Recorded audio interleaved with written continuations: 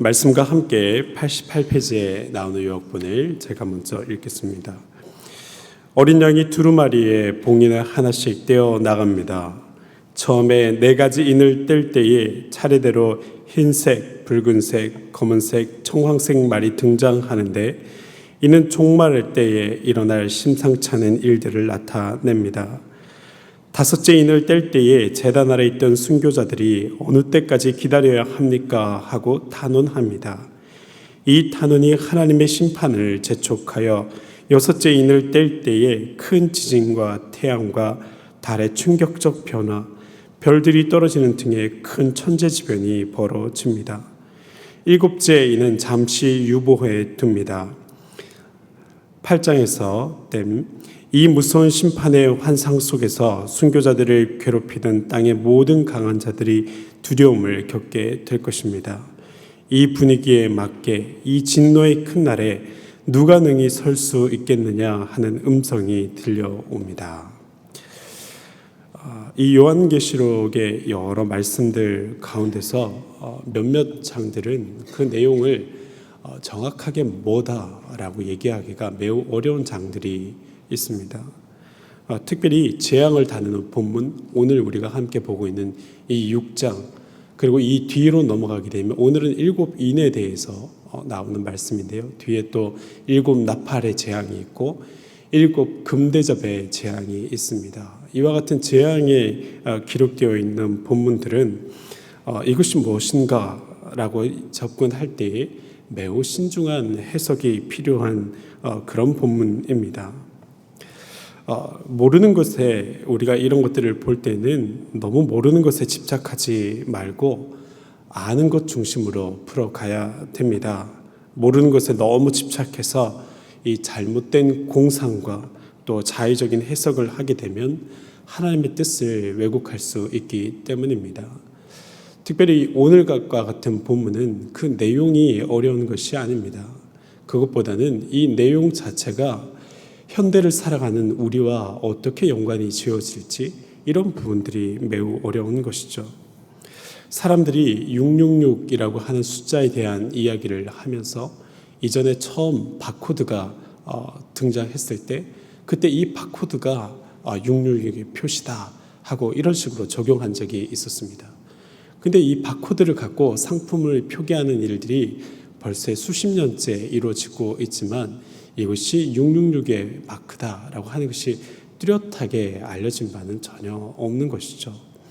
또 그것에 이어서 그 다음에는 베리칩이라고 하는 것, 이 사람의 생체 코드를 보는 것들이 있는데 그것이 666의 표다 하고 또 그렇게 적용하는 사람들이 있지만 그건 역시 지나치게 과한 상상력으로 나아간 그런 해석이 되어졌던 것입니다.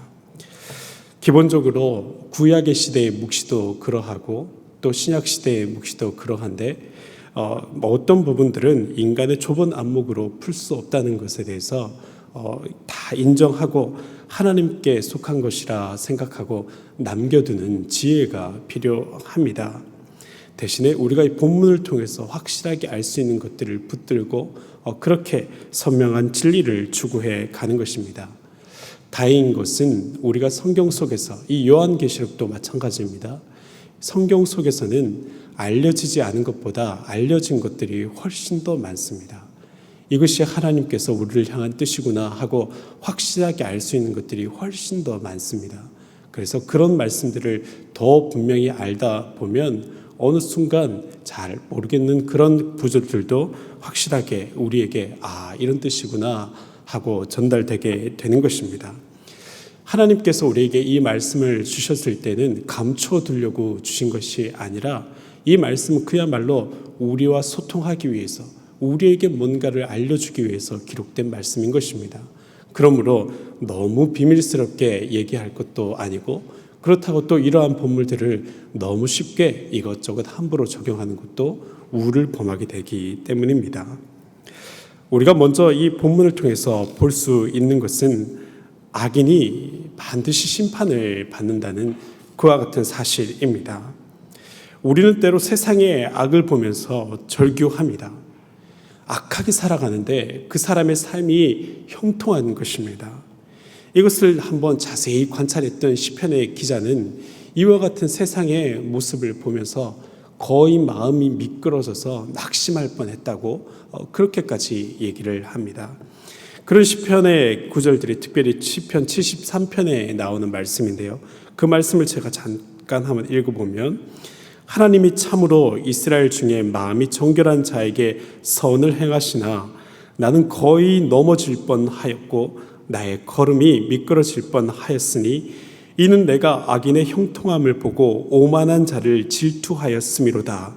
그들은 죽을 때에도 고통이 없고 그 힘이 강건하며 사람들이 당하는 고난이 그들에게는 없고 사람들이 당하는 재앙도 그들에게는 없나니 그러므로 교만이 그들의 목걸이요 강포가 그들의 옷이며 살찜으로 그들의 눈이 솟아나며 그들의 소득은 마음의 소원보다 많으며 그들은 능욕하며 악하게 말하며 높은 데서 거만하게 말하며 그들의 입은 하늘에 두고 그들의 혀는 땅에 두루 다니도다. 이 시편의 구절에 나와 있는 말씀들입니다. 어떤 한 사람이 앞에서 저도 다시 말씀드렸던 것처럼 악인들의 삶을, 특별히 형통하는 사람들 중에 악인들의 삶을 자세히 관찰했더니 죽을 때까지 평안한 것 같은 거예요. 죽을 때까지 권세를 누리는 것 같은 거예요.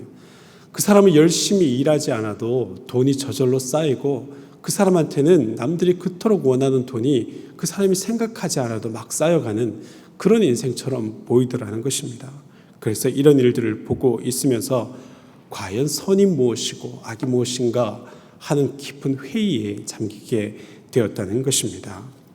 그러면서 이 시편은 뒤로 넘어갈수록 하나님 앞에 강한 질문을 내어놓게 되죠. 하나님, 왜 이 악이 기승하는 것을 보고만 계십니까?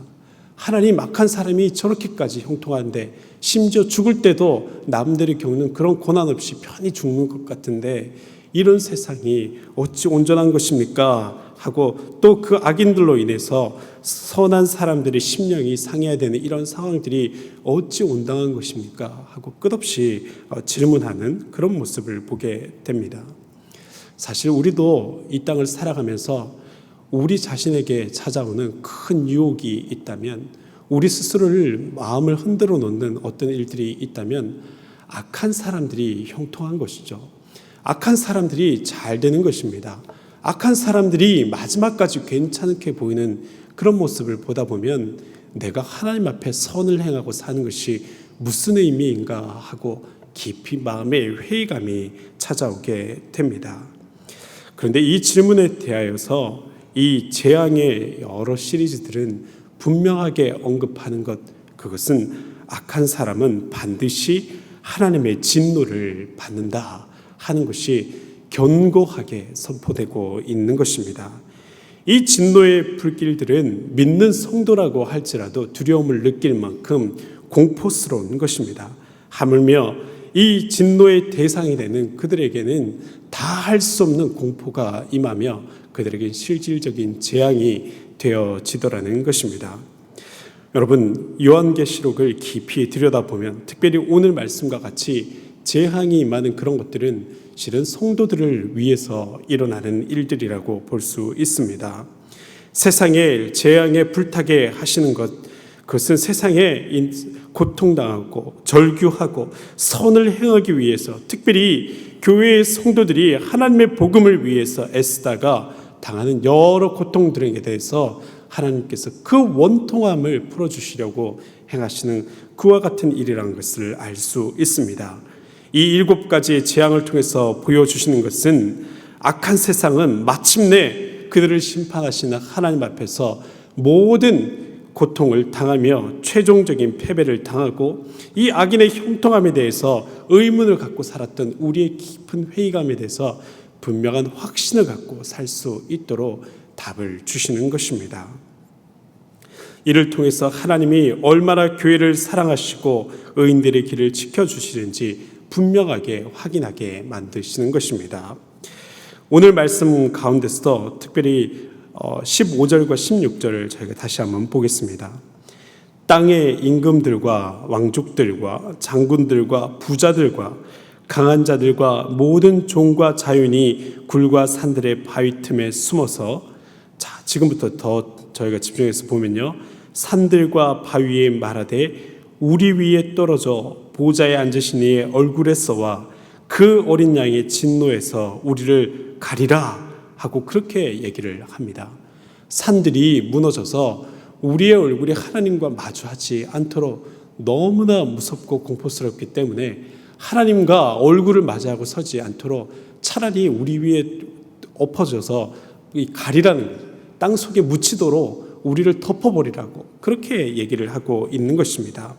땅의 임금들, 왕족들, 장군들, 부자들 온갖 얘기를 하면서 자기가 마치 같은 인간이면서 다른 인간처럼 같이 살아가는 한 사람의 사람이면서 사람이 아닌 것처럼 자기 처지가 마치 신과 같았던 것처럼 권세를 부리고 사람들에게 특권의식을 갖고 살았던 그들이 이제는 종들과 똑같이 그냥 뭇자유인들과 똑같이 같은 수치를 당하고 낮아져서 그렇게 비참함을 고백하게 되는 그런 일들이 일어난다는 것입니다. 의인은 언제나 악인들을 통해서 고난을 당할 때가 있습니다. 하나님 앞에 더 가까이 가는 사람들은 자신의 한계를 보고 부족함에 대해서 고백하지만 하나님조차도 무시하며 살려고 하는 악한 사람들은 뭐 어떤 것들도 두려워하지 않고 그저 자기 이익을 위해서 살아가지 않습니까? 그런데 이런 모든 삶에 대해서 하나님은 분명하게 경종을 울립니다. 악한 사람을 향해서 속 시원한 방법으로 대항조차 할 수 없었던 의인들의 그 모든 억울함들을 풀어주시는 것입니다. 하나님에 대한 인식 없이 살아가는, 그래서 더 악한 방식으로 기승을 부렸던 사람들에게 하나님께서 분명한 심판을 내려주시는 것입니다. 그래서 늘 마음이 상하고 눈물을 흘리며 그 악한 사람들로 인하여서 억울한 마음을 가졌던 여러 의인들의 삶이 이제는 신원을 받고 회복되는 그런 역사를 보게 될 것입니다. 여러분, 이것은 최종적인 일들 뿐만 아니라 우리의 인생길 가운데서도 반드시 보게 되는 것입니다. 그러므로 하나님 앞에서 선한 선택을 해가고 착한 선택을 해가고 하나님께서 보시기에 합당하다 하는 그 방식을 믿으며 살아가면서 이 모든 재앙에서 면제되는 귀한 은혜를 입으시기를 주님의 이름으로 축원드립니다. 두 번째로 우리가 생각할 것은 하나님께서 성도들을 위해서 이 심판을 행하신다는 겁니다. 하나님께서 이 모든 일들을 행하시는 이유가 앞에서도 잠깐 얘기를 했지만 결코 이 모든 사람들을 세상을 멸망시키려고 하는 것이 아니라 하나님의 성도들을 위해서 이 심판을 행하고 계시다는 겁니다. 하나님이 우리를 위해서 대신하여 싸워주시는 가장 극적인 장면이 이 6장에 나오는 재앙의 모습들입니다. 오늘 나오는 첫 번째 인, 두 번째 인, 세 번째 인, 네 번째 인 이런 것들을 뗄 때에 하나씩의 재앙이 일어나게 됩니다. 이런 것들은 전쟁, 기근, 질병, 지진 이와 같이 천재지변뿐만 아니라 인간사에 있는 여러 고통의 사건들을 의미하는 하나하나씩의 재앙들입니다. 그런데 이것들을 보면서 우리는 경각심을 갖고 깨어 있어서 오늘도 하나님의 말씀대로 살아야겠다 하는 어떤 결단에 이르는 것은 좋은 것이지만 이런 것들을 보면서 지나치게 공포에 사로잡혀서 이런저런 사람들의 말들에 끌려갈 이유는 전혀 없다는 것입니다. 공포심 이상의 하나님의 음성을 분명히 들어야 됩니다. 이 요한계시록은 재앙장이 나오면 6장과 같이 재앙이 기록된 장이 나오면 그 다음 장에 앞에서 담임 목사님이 설명하셨던 것처럼 삽입장이라고 해서 이 모든 재앙 다음에 일어나는 여러 일들에 대해서 또 이어서 설명하게 됩니다. 특별히 요 뒤에 나오는 7장과 8장 말씀으로 이어지는 것들을 보면 이것들이야말로 메시아를 통해서 요한에게 주시는 하나님의 깊은 뜻이 밝혀져 있게 됩니다. 재앙이 쏟아지는 이 상황에 직면하고 살아야 되는 하나님의 백성들이 반드시 알아야 될 위로와 그들이 이 모든 상황 속에서도 서 있어야 될 사명적 위치를 가르쳐 주시는 것입니다. 범한테 물려가도 호랑이한테 물려가도 정신만 바짝 차리면 산다라고 하는 그런 속담처럼요. 재앙의 상황들이 펼쳐지고 있지만 우리는 그 공포에 사로잡히기보다는 오히려 하나님 손 꼭 붙들고 하나님 말씀 꼭 붙들고 거기에 집중해서 살아가다 보면 이 재앙의 상황 속에서도 반드시 보호하심을 입고 오히려 위로를 받으며 서게 될 것이라는 사실입니다. 이 6가지 인을 통해서 우리가 보아야 될 중요한 것들은 단순히 재앙이 아니라 이들 우리에게 주어져 있는 위로와 소망의 메시지입니다.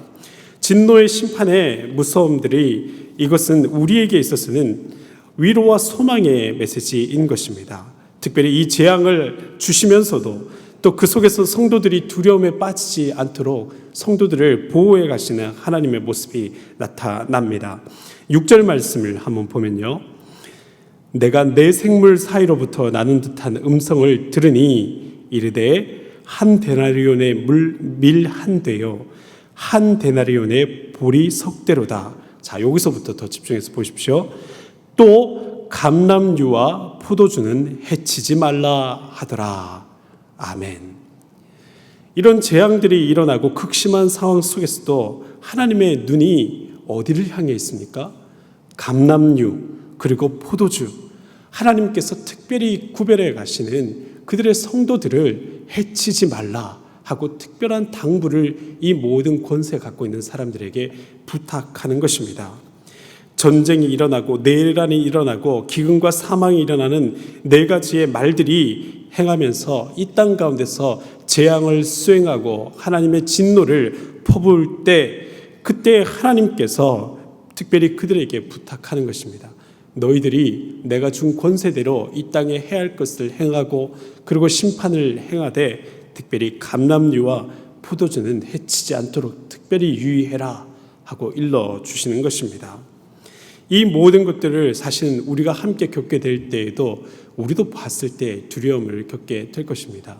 이스라엘의 6월절에 그 모든 재앙이 일어날 때에 10가지의 재앙이 떨어지고 마지막으로 주변에 있던 애굽의 장자들이 죽어날 때에 이스라엘 사람들도 그 재앙을 보며 똑같은 두려움에 사로잡혔던 것입니다. 그런데 그들이 어린 양의 피로 문설주에 발라서 그 재앙을 피해 갈 수 있을 때에 그리고 그들이 함께 모여 앉아서 마른 떡을 떼 먹으며 하나님의 말씀을 서로 옵저르며 그 재앙의 때를 보호하심을 입게 되지요. 우리도 마찬가지로 보편적인 여러 재앙들이 일어날 때에도 하나님 말씀 붙들고 어린 양의 피로 우리의 가정의 문설주에 피를 취한 것과 같이 믿음을 붙들고 그 자리에 서 있다면 온 재앙 가운데서도 온전히 보호하심을 입을 줄로 믿습니다. 이 뒤에 여러 순교자들의 기도를 통해서 하나님의 모든 심판은 더욱더 급속하게 되고 그들의 원통함이 너무 크게 이른 줄 알고 빨리 풀어주려고 하나님께서 더욱더 열심을 내시는 것을 보게 됩니다. 여러분, 우리에게 주어져 있는 것은 하늘 소망입니다. 우리에게 주어져 있는 것은 하나님의 승리의 약속입니다. 우리에게 주어져 있는 것은 하나님의 말씀입니다. 그 약속에 말씀을 붙들고 살아가는 우리에게는 이 모든 심판이라 할지라도 그것은 재앙과 두려움이 아니라 위로와 소망이 되어지는 것입니다. 이와 같은 확신 속에 주님 한 분 바라보고 이 땅 가운데 선한 삶의 경영을 이루어 가시는 모든 신일의 성도들이 되시기를 주님의 이름으로 축원드립니다. 이 시간 함께 기도하겠습니다. 특별히 우리가 기도할 때에 첫 번째로 악인의 형통에 억울해함을 하감해 주시고 이 악인의 형통을 바라보며 타협하고 억울해하는 우리의 마음을 돌이켜서 오직 하나님의 믿는 도리를 수행하며 살게 해달라고 우리의 마음이 하나님의 뜻에 매이게 해달라고 먼저 기도하겠습니다. 두 번째로는 고난과 손해, 이와 같은 일들이 지금 당장 당하는 고난과 손해가 있을 때에도 이런 것들을 돌파해 가는 하나님의 약속의 말씀 믿고 여전히 그 뜻을 수행하며 돌파해 가는 그런 믿음 주옵소서 하고 이것을 위해서 기도하겠습니다. 함께 기도합니다. 주여 믿습니다.